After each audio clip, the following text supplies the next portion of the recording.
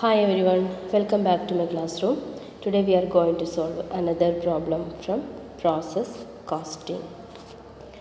From the following information given, you prepare process B account and normal process account and abnormal or abnormal gain account as the case may be. 2000 units were transferred to process B at rupees 4 per unit. Other details: material cost, labor cost and overhead cost are given. Next, normal loss has been estimated at 10% of process input. Units representing normal loss can be sold at rupee 1 per unit. Actual production in the process is 1900 units. Output of process B is transferred to finished stock account. That is ഇവിടെ രണ്ട് പ്രോസസ്സാണ്, process എയും ബിയും. Normal loss വരുന്നുണ്ട്, abnormal ലോസോ ഗെയിനോ വരാം. 2000 യൂണിറ്റാണ് process ബിയിലേക്ക് transfer ചെയ്യുന്നത്. അതിനകത്ത് 4 പെർ യൂണിറ്റാണ് കോസ്റ്റ് തന്നിട്ടുള്ളത്. അതിന് പുറമെ material cost, labour cost, overhead വേറെ ഉണ്ട്. ദെൻ നോർമൽ ലോസ് എന്ന് പറയുന്നത് 10% ആണ്. ഇൻപുട്ടിൻ്റെ 10% ആണ്. ഇൻപുട്ട് 2000 യൂണിറ്റ് ആണ്. 10% എന്ന് പറയുമ്പോൾ 200 ആണ് നോർമൽ ലോസ്. യൂണിറ്റ് വിൽക്കുന്നത്, അതായത് നോർമൽ ലോസിൻ്റെ യൂണിറ്റ് സെയിൽ ചെയ്യുന്നത്, that means it is scrap, rupee 1 വെച്ചിട്ടാണ്. ഒരു യൂണിറ്റിന് 1 രൂപ വെച്ച് സെയിൽ ചെയ്യാൻ പറ്റും. അപ്പോൾ ഇത് സ്ക്രാപ്പാണ്. Actual production in the process is 1900 unit.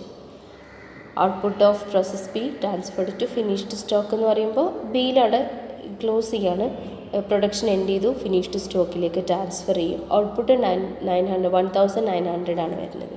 Input എത്രയാണ്? 2000 ആണ്. 2000 ഇൻപുട്ട്. നോർമൽ ലോസ് എന്ന് പറയുന്നത് 200 ആണ്. നമ്മളിവിടെ പറഞ്ഞിട്ടുണ്ട് നോർമൽ ലോസ് 10% എന്ന് പറയുമ്പോൾ 200 ആണ്. അപ്പോൾ ഇൻപുട്ട് ചെയ്തത് 2000, അതിൻ്റെ 10% ലോസ്, നോർമൽ ലോസ്. ശരിക്കും എത്ര ഔട്ട്പുട്ട് വേണ്ടത്? 1800 ആണ് ഔട്ട്പുട്ട് വേണ്ടത്. പക്ഷെ ഔട്ട്പുട്ട് എത്ര ക്വസ്റ്റ്യൻ തന്നിട്ടുള്ളത്? 1900 അല്ലേ? ഒരു 100 അധികമല്ലേ? അതിനെയാണ് നമ്മൾ എന്ത് വിളിക്കുന്നത്? അബ്നോർമൽ ഗെയിൻ എന്ന് വിളിക്കുന്നത്. ക്ലിയർ അല്ലേ? അപ്പോൾ നമ്മൾ അബ്നോർമൽ ഗെയിൻ ക്വസ്റ്റ്യൻ വായിച്ചപ്പോഴേ നമുക്ക് കിട്ടി. ഇൻപുട്ട് 2000 ആണെന്ന് കിട്ടി. അതിൽ 10% നോർമൽ ലോസ് ഉണ്ട് നമുക്കറിയാം. അപ്പോൾ ശരിക്കും ഔട്ട്പുട്ട് വരുന്നത് 1800 ആണ്. പക്ഷേ ക്വസ്റ്റ്യനിൽ തന്നെ പറയുന്നുണ്ട് ഔട്ട്പുട്ട് 1100 ആണ്. അതിൻ്റെ അർത്ഥം ആ 100 അധികമുള്ളത് അബ്നോർമൽ ഗെയിൻ ആണെന്നാണ് മീൻ ചെയ്യുന്നത്. ക്ലിയർ ആണല്ലോ? ഇനി നമുക്ക് ആൻസർ ചെയ്തിട്ടുള്ളതിലേക്ക് നോക്കാം. ക്വസ്റ്റ്യൻ എഴുതിയെടുത്തതിന് ശേഷം മാത്രമാണ് നിങ്ങൾ ആൻസർ ചെയ്യാൻ പാടുള്ളൂ കേട്ടോ. പ്രോസസ് ബി അക്കൗണ്ടാണ് നമുക്ക് പ്രിപ്പയർ ചെയ്യേണ്ടത്. എയുടെ കാര്യമൊന്നും പറയുന്നില്ലല്ലോ. പ്രോസസ് ബി അക്കൗണ്ട് ചെയ്തു. എയിൽ നിന്ന് വന്നിട്ടുള്ള യൂണിറ്റാണ് ഏത്? 2000 യൂണിറ്റ് വന്നിട്ടുണ്ടെന്ന് പറയുന്നുണ്ട്. അതിന് 4 രൂപ വെച്ചിട്ടാണ്. അപ്പോൾ 4 × 2000 എന്ന് പറയുമ്പോൾ 8000 വരും. 4 രൂപ വെച്ചിട്ടാണ് കേട്ടോ. ബ്രാക്കറ്റിൽ വേണമെങ്കിൽ 2000 × 4 എന്ന് കാണിച്ചോളൂ. പെർട്ടിക്കുലേഴ്സ് കോളത്തിൽ 8000 വരും. Material cost 4000, labour 1000, overhead 700. ഇത്രയും നമുക്ക് ക്വസ്റ്റ്യൻ തന്നിട്ടുണ്ട്. ഇനി നമ്മൾ ബൈ നോർമൽ ലോസ് 10% അല്ലേ? 10% ആണ് നോർമൽ ലോസ്. 2000ൻ്റെ 10%. അത് നിങ്ങൾക്ക് ഇവിടെ ബ്രാക്കറ്റിൽ കൊടുക്കാം. 200, 1 രൂപ വെച്ചിട്ടല്ലേ റിയലൈസ് ചെയ്യുന്നത്. ഇപ്പോൾ 200 × 1 എന്ന് പറയുമ്പോൾ 200 റുപ്പീസ്. ഇനി ബാക്കിയുള്ളത് എന്നല്ല, ക്വസ്റ്റ്യനിൽ പറയുന്നുണ്ട് 1900 ആണ് ഔട്ട്പുട്ടായിട്ട് വരുന്നതെന്ന്. ഫിനിഷ്ഡ് സ്റ്റോക്ക് അക്കൗണ്ടിലേക്ക് 1900 വരുന്നുണ്ട്. അതും നമ്മൾ എഴുതി വെച്ചു. ഇനി അപ്പോൾ ഒരു 100 യൂണിറ്റ് അധികമുണ്ട്. അത് നമ്മൾ ഫൈൻഡ് ഔട്ട് ചെയ്തു. അബ്നോർമൽ ഗെയിൻ ആണ്. അപ്പോൾ അബ്നോർമൽ ഗെയിൻ ഡെബിറ്റ് സൈഡിൽ എഴുതി. Abnormal gain 100 unit. ഇനി നമുക്ക് ഇതിൻ്റെ വാല്യൂ കണ്ടുപിടിക്കണം. എങ്ങനെ അബ്നോർമൽ ഗെയിനിൻ്റെ വാല്യൂ കണ്ടുപിടിക്കുക? ഇക്വേഷൻ ഓർമ്മ ഉണ്ടോ? Normal cost of normal output divided by normal output. Normal cost കണ്ടുപിടിക്കണം. എന്ത് ചെയ്യണം? ഡെബിറ്റ് സൈഡിലുള്ള ഓരോ എമൗണ്ട് ആഡ് ചെയ്ത് കൊടുക്കുക. 8000 + 4000 + 1000 + 700. ഇത് 4 എമൗണ്ടും കൂടെ ആഡ് ചെയ്യുമ്പോൾ എത്ര വരും? 13,700 വരും അല്ലേ. ഈ 13,700 നിന്ന് നമുക്ക് എന്ത് ലെസ് ചെയ്യാം? ഈ സ്ക്രാപ്പ് വാല്യൂ ലെസ് ചെയ്യാം. അപ്പോൾ നമുക്ക് normal cost of normal output കിട്ടും. ഇനി ഡിവൈഡഡ് ബൈ നോർമൽ ഔട്ട്പുട്ട് അല്ലേ. എന്താ നോർമൽ ഔട്ട്പുട്ട് ഏതാണ്? 2000 യൂണിറ്റ് ഇൻപുട്ട് ചെയ്തതിൽ നോർമലി വരുന്ന loss 200. That means 2000 minus 200 that is equal to 1800. Okay, അപ്പോൾ നമുക്ക് എന്ത് കിട്ടി? നോർമൽ കോസ്റ്റ് ഓഫ് നോർമൽ ഔട്ട്പുട്ടും കിട്ടി, നോർമൽ ഔട്ട്പുട്ടും കിട്ടി. അപ്പോൾ രണ്ടും കൂടെ ഡിവൈഡ് ചെയ്തതിന് ശേഷം അബ്നോർമൽ ലോസ് എത്രയാണോ, അബ്നോർമൽ ഗെയിൻ എത്രയാണോ അതിൻ്റെ, ഇവിടെ അബ്നോർമൽ ലോസ് അല്ല ഗെയിനാണ്, അബ്നോർമൽ ഗെയിനാണ് നമുക്ക് ക്വസ്റ്റ്യന് തന്നിട്ടുള്ളത്. Abnormal gain. Okay, abnormal gain, value of abnormal gain is equal to 13,700 debit സൈഡിൽ എല്ലാ എക്സ്പെൻസ് നമ്മൾ ആഡ് ചെയ്തു minus 200 scrap that is equal to 13,500 divided by normal output എത്രയാണ്? 1800. 2000 യൂണിറ്റിൽ നിന്ന് നമ്മൾ എന്ത് ചെയ്യാണ്? ഈ 200 ലെസ് ചെയ്യുക, 1800 ഡിവൈഡ് ചെയ്യുമ്പോൾ എത്ര കിട്ടുക നോക്കാം. എത്ര നിങ്ങൾക്ക് കാൽക്കുലേറ്ററിൽ കിട്ടുന്നത്? 7.50 ആണ് കിട്ടുക.